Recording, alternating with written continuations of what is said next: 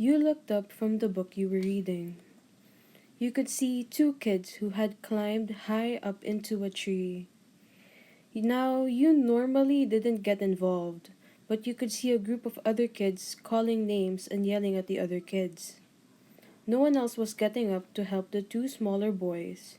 The parents of any of the children were nowhere to be seen. You shook your head so as your book snapped shut. So much for going to the park for a quiet read. Your roommates were driving you insane, and you had no peace and quiet.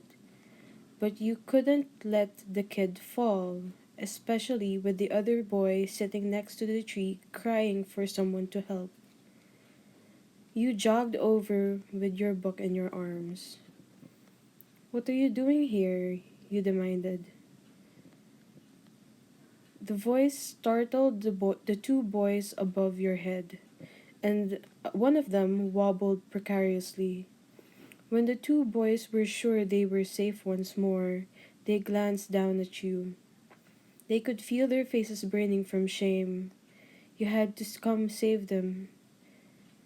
You were standing behind the taunting kids with your arms crossed over your chest and a firm frown on your face.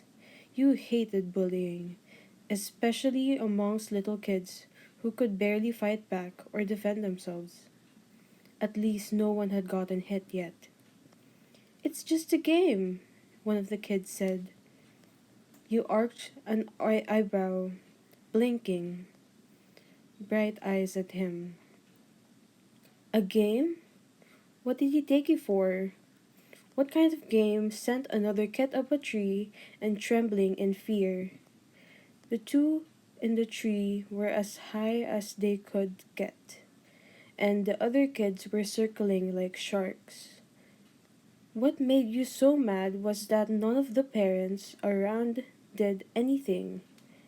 They just watched as the little boy in the red sweatshirt cried, while the other boy in the blue sweatshirt consoled him with soft words. You had only watched for 10 minutes, but you were done with watching. Someone needed to act, and if the parents weren't, you would. "Then please explain to me why your friends are up there in the tree."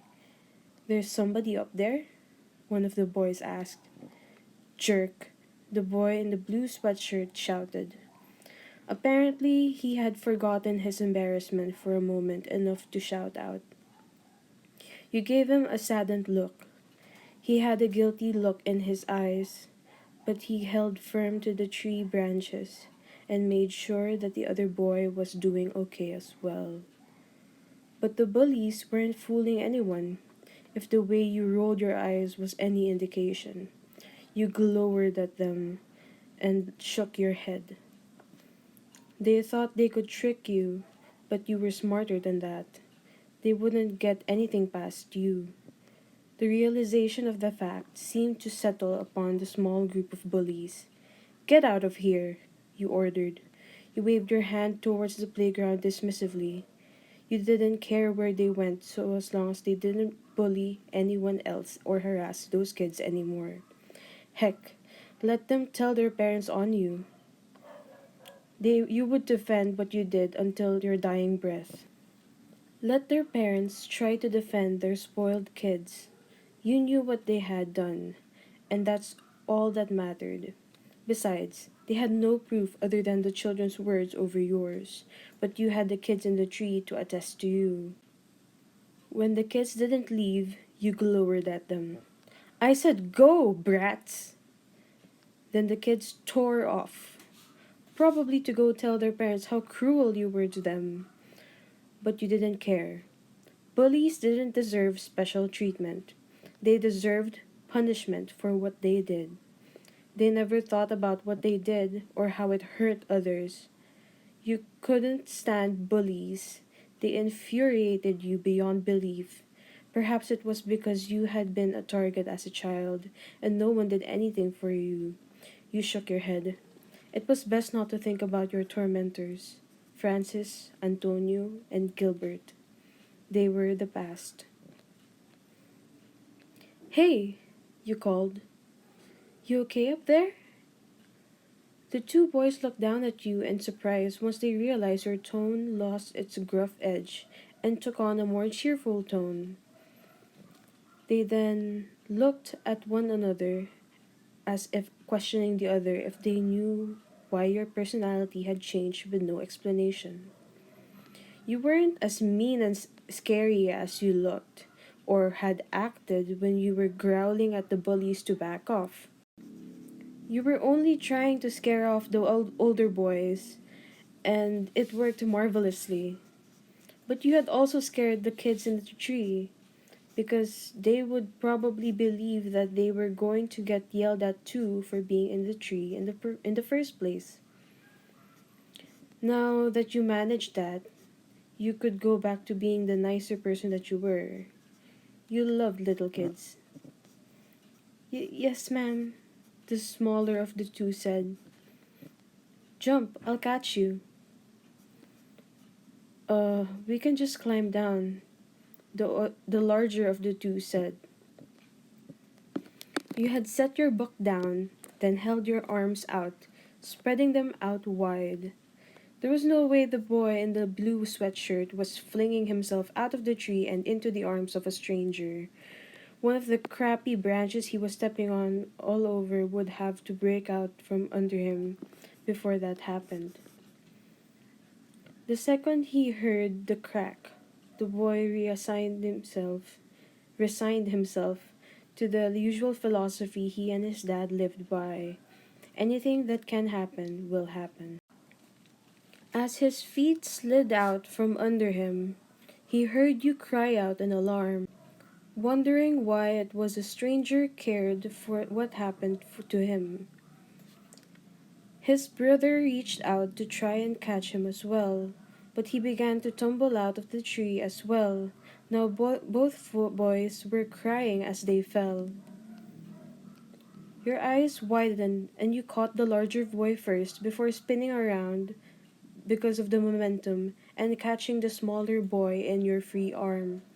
You had hoped for them to come down one at a time, but that apparently was not happening.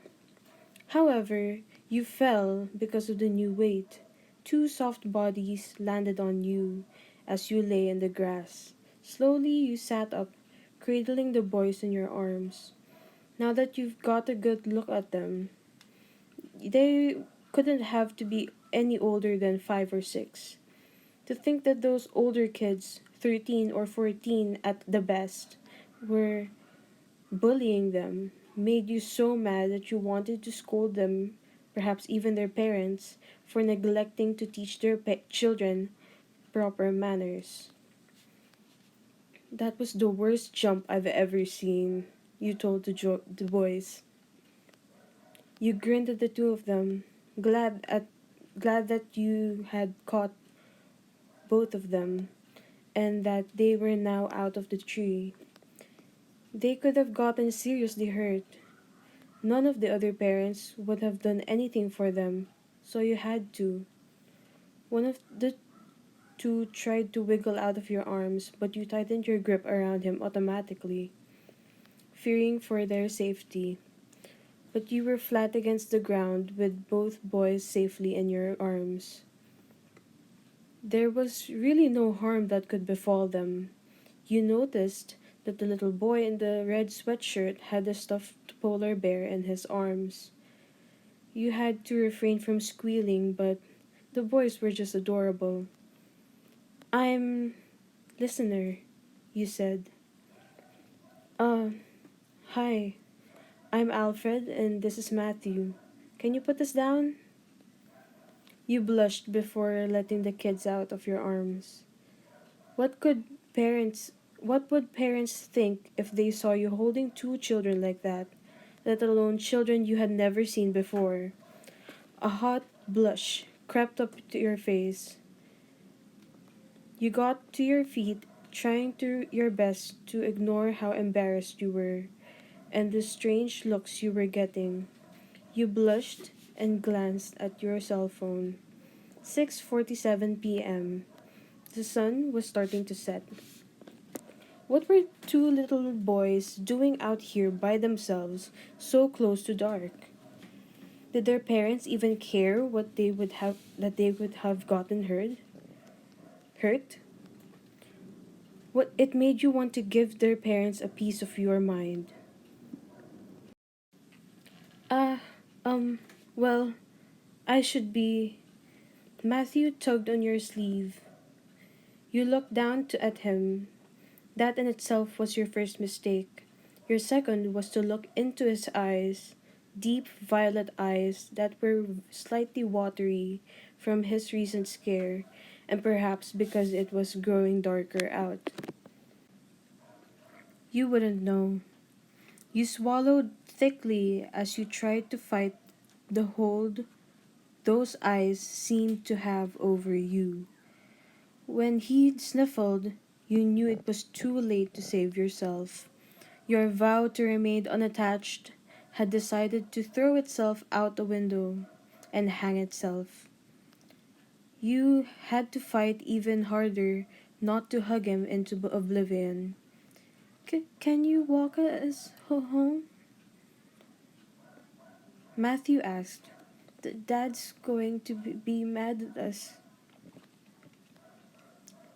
Dad doesn't know we came to the park, Alfred explained.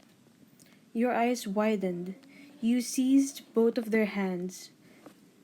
They were alone in a strange place, and if you hadn't shown up, they could have gotten kidnapped, or something equally as terrible. You heard reports in the news all the time about little kids being kidnapped, hurt, and killed. That wasn't going to happen. Not on your watch.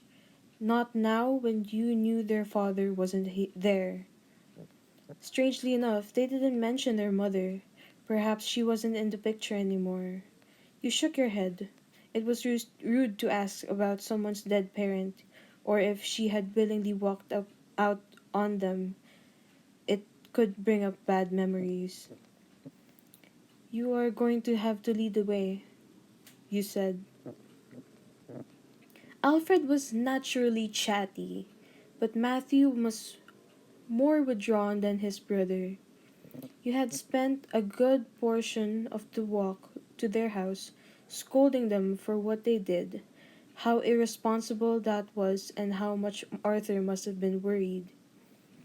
Alfred tried to assure that Arthur wouldn't care. He was the one who led the expedition. Matthew had come along trying to convince his brother to come back, and when he asked the older kids where his brother was, they began to push him around. Alfred found out and tried to defend his brother, which led to them both being up in a tree. While what Alfred did for his brother was brave, Matthew wouldn't have been in that situation in the first place if it weren't for him. At first, Alfred laughed you off, but then he began taking your words to heart. He started to cry to the point where he wasn't able to walk on his own. You felt pity surge through your heart at this pathetic form. So you picked him up, handing your book to Matthew as the younger boy led you to his home. Once you got up to the front steps, Alfred had stopped crying. Matthew was sleepily rubbing his eyes. Night had almost fallen. You were surprised to find that their house was right across the street from yours. Quite literally. All you had to do was cross the road and their house was on the opposite side. We can go back and then he'll never have to know we were gone. He clung to your shirt. Watery eyes looked at you sadly. You weren't going to give in on this. You didn't even have a chance to knock on the door when a frantic man with blonde hair and extraordinarily large eyebrows opened the door. He had the coat on and car keys in his hand. You gave Alfred a firm look. This person had been getting ready to look for their two runaway tree climbers.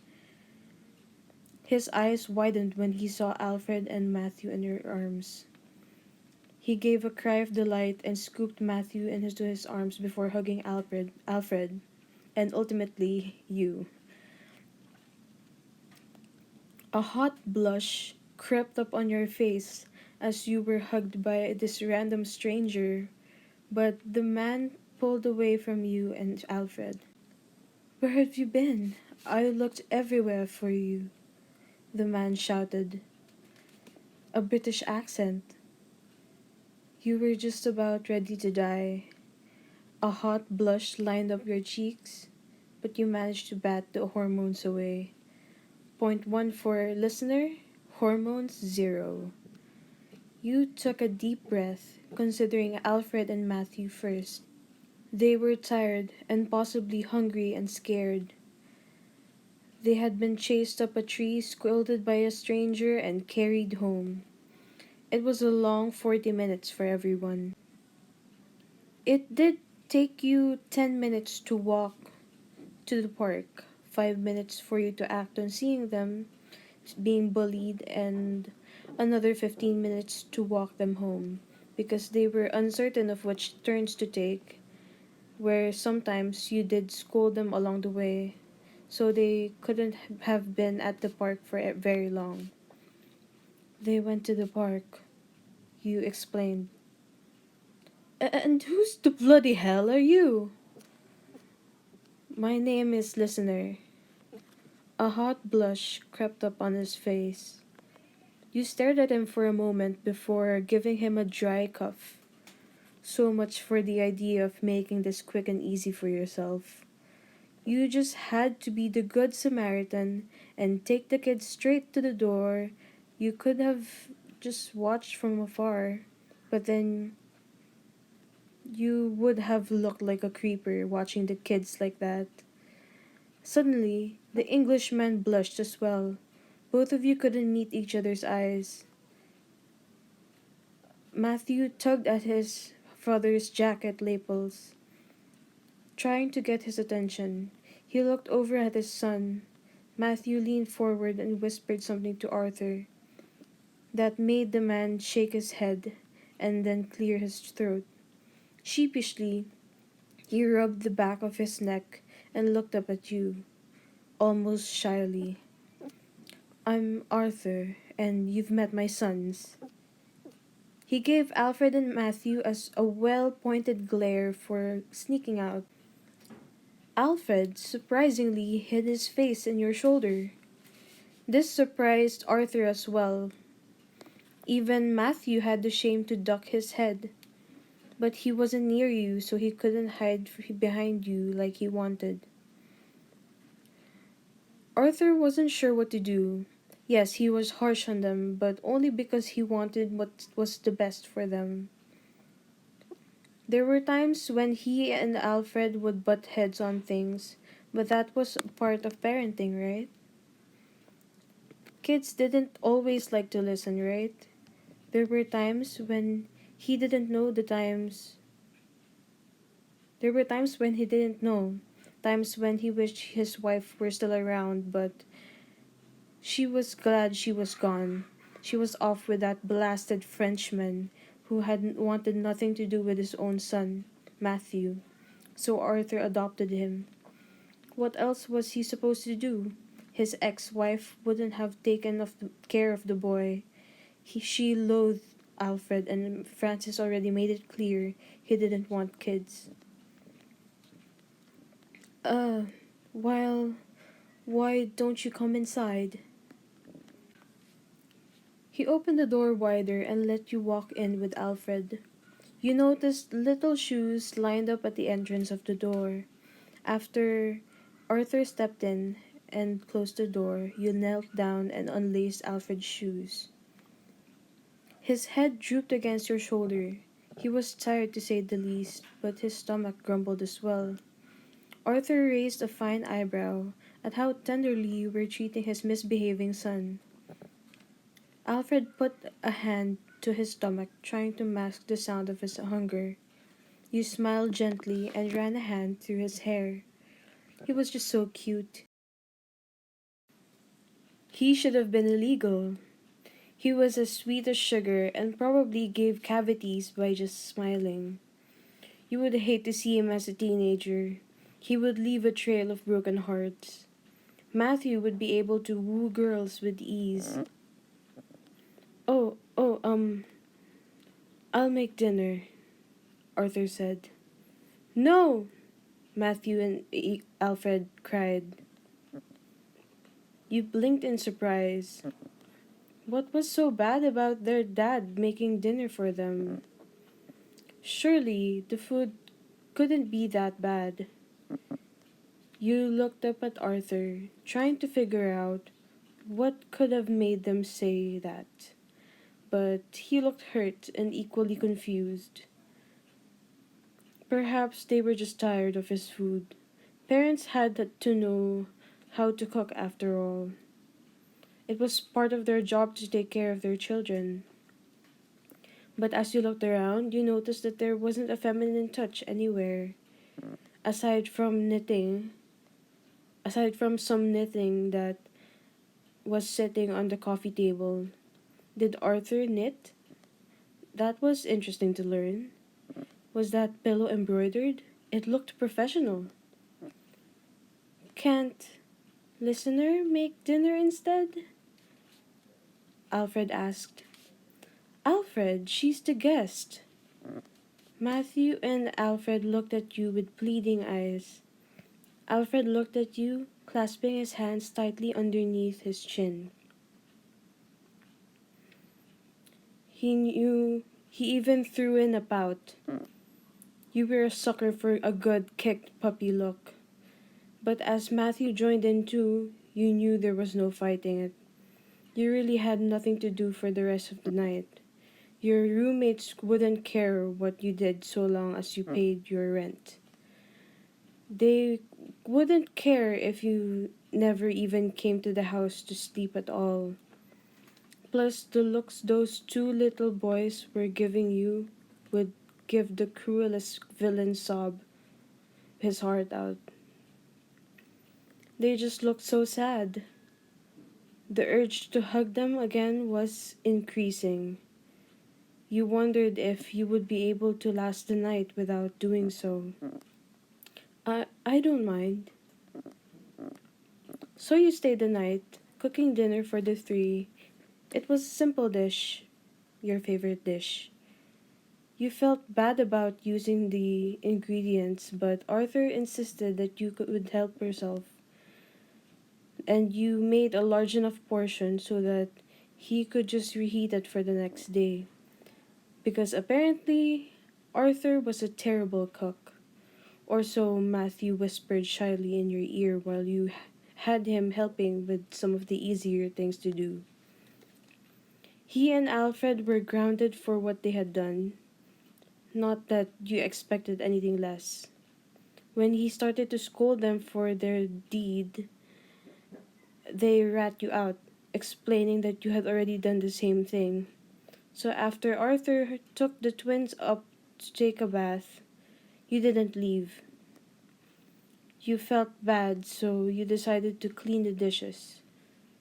Arthur was surprised to see you at his sink, cleaning for him as he brought the boys down for bed.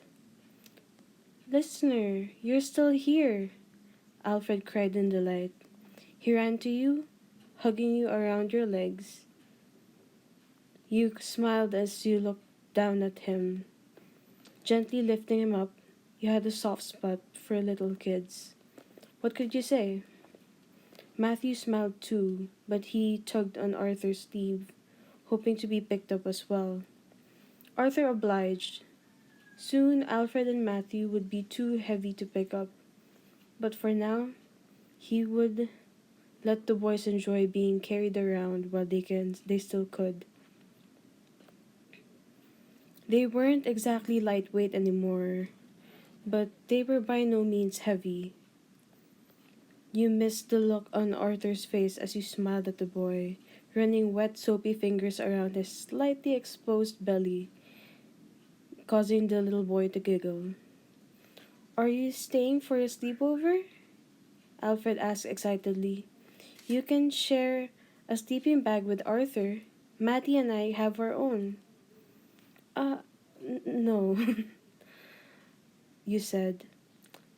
I was just finishing off the dishes. Now it's getting late. You should get ready for bed. The blush on your cheeks returned with vengeance. Not that you would mind sharing a sleeping bag with Arthur, but that was different because of your ages. You were adults. Little kids could share the same bed or sleeping bag for this case, and it would be considered cute. But for two adults, it could be considered, well, provocative, especially since you and Arthur just met. I mean, he was cute and all, but sleeping with a stranger on the first day, let alone kissing on the first date? Wait, date? This was not the date. Your mind was running away from you. You shook your head slightly to rid your mind of any ideas like that. You were just being a good Samaritan. That's it. Alfred frowned, but nodded. Then he kissed you on the cheek. You stared at him in surprise, wondering what brought it on. You touched your cheek as you stared at him, but Alfred offered you no answers to the question swimming in your eyes. Night, listener. Arthur walked over to you with Matthew in his arms. Matthew reached for you, so you exchanged Alfred for his brother. Then Matthew kissed you on the opposite cheek. 2 kisses in one night? From 2 extraordinarily cute kids? You were so glad you decided to stay over to cook. Even more so to clean. Though you loathed the chore, especially when your roommates tried to make you clean the house you were renting together. It wasn't that you minded cleaning, it was that they expected you to do all of the cleaning. You were not okay with that. You had entered the lease believing that you were on equal grounds with the other girls, but no, they wanted you to be their servant, and you refused, so they made it impossible for you to study at the house, let alone get a proper night's sleep. Good night, listener. You smiled. Together, you and Arthur carried Alfred and Matthew up to the bed and tucked them in.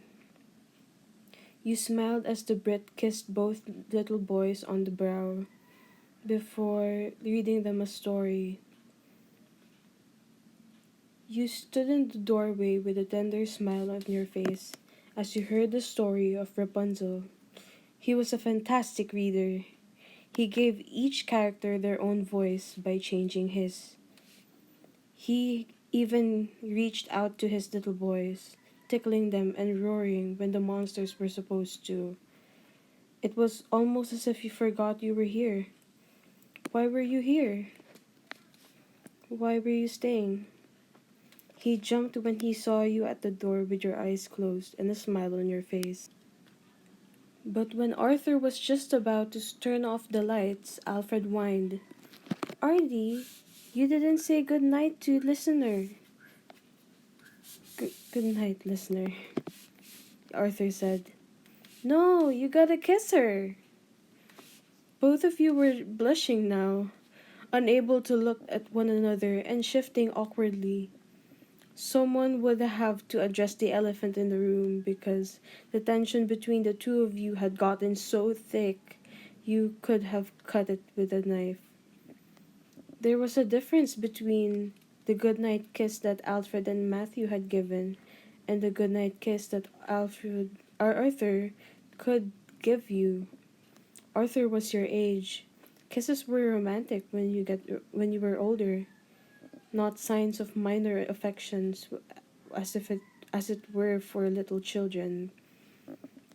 You wondered if Arthur had explained this, but remembered that Alfred and Matthew weren't your kids.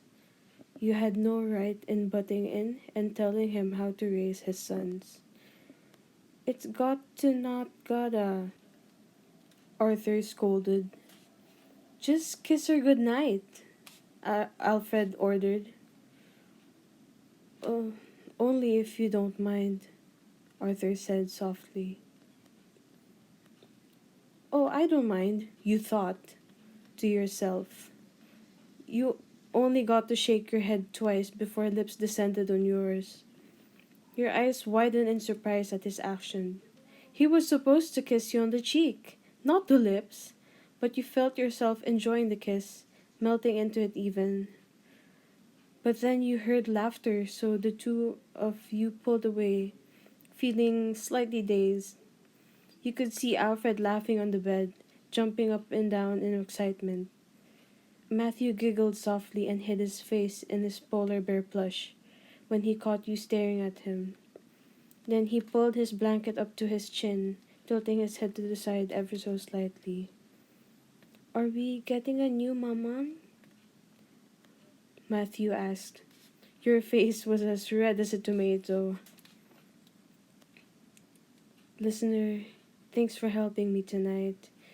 I don't know what I would have done if I lost them. After you put them to bed, you stayed for tea.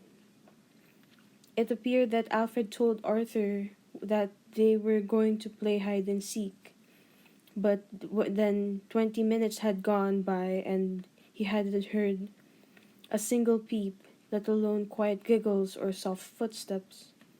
He knew something was wrong. He had searched all down the street for the two of them, and then he had grabbed his keys to expand his search. He was going to call the cops on the way when you had come to the door with his little troublemakers. He had thanked you several times over as the two of you enjoyed his tea, Earl Grey, and cinnamon scones. At first, you feared that it would be terrible because scones were known for being extraordinarily dry. But then you found out it was actually rather good. No, I didn't mind. They were sweet, you said. Arthur walked you to the door like any true gentleman would. Your brain was about fizzled on how perfect he seemed. Sure, he had a short temper and couldn't cook anything aside from scones, but you didn't mind too much. He looked outside and grabbed a coat before slipping it over your shoulders, one of his coats. It meant you would have to come back and return the coat later. You also knew that Matthew had run off with your book when you were making dinner. You supposed to hide it somewhere. You were letting him keep it for now, so you had an excuse to come back. But it appeared Arthur had the same idea.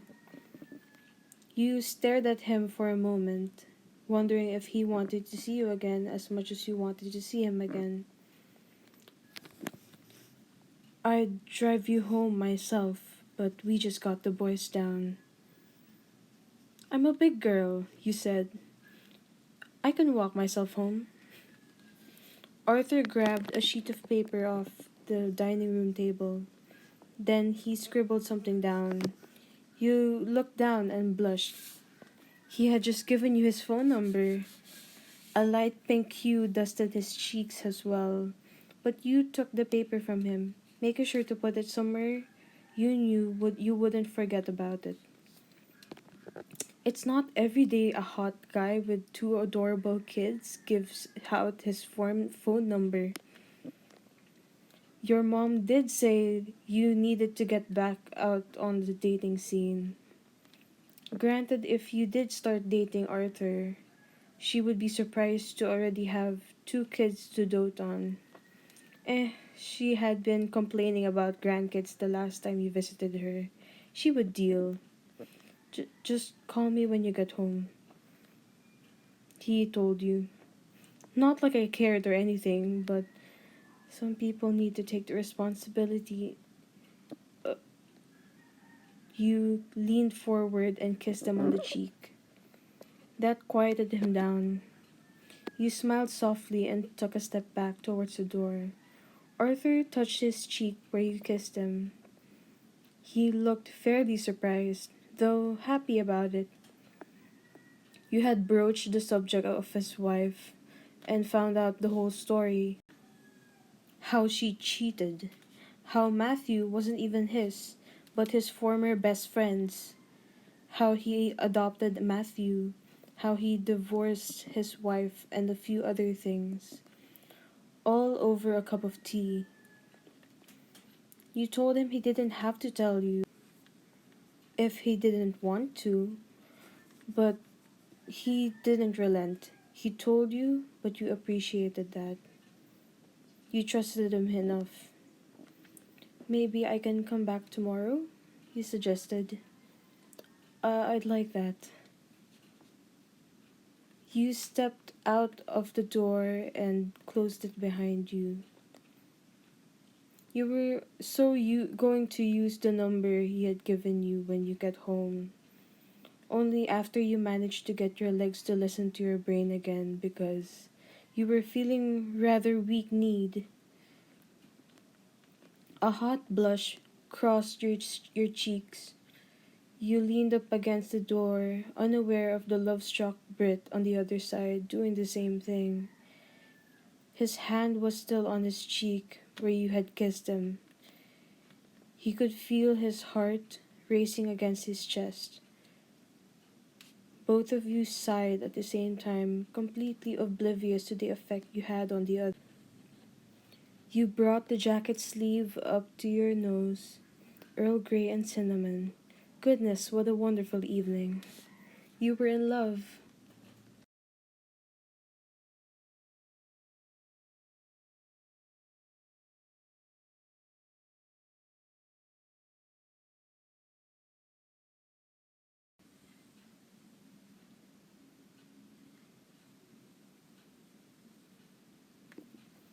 Hi guys! So I hope you enjoyed that part 1 of Daddy Dearest. Um, I hope the title didn't come out as like clickbaity because Daddy. Anyway, I hope you enjoyed this video. Leave a like, subscribe, and I'll see you in the next one. Bye bye.